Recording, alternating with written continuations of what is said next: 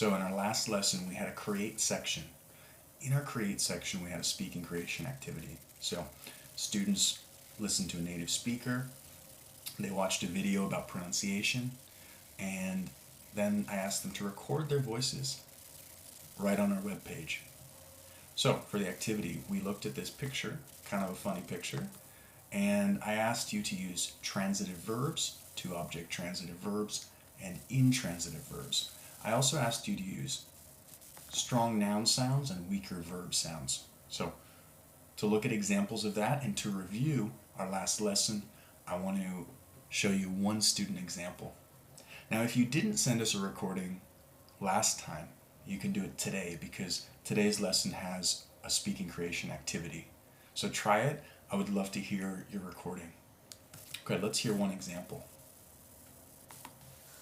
When he saw his little brothers,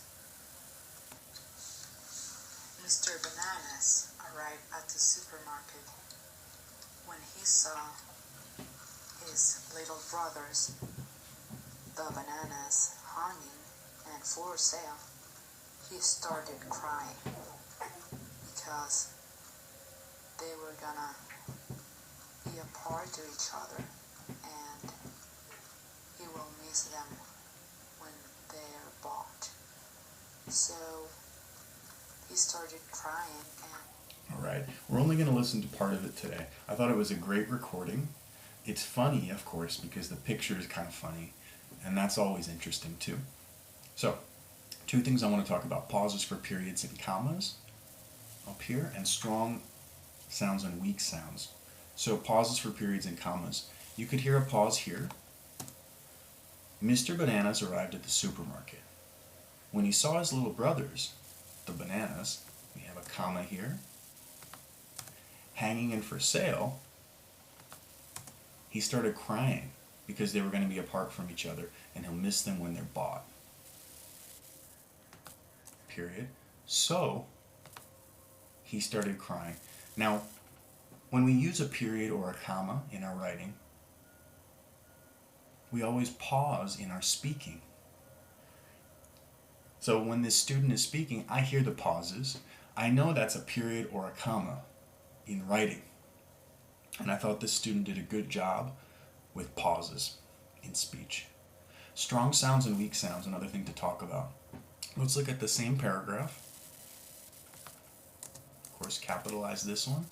When we have a noun here, the noun is a very strong sound.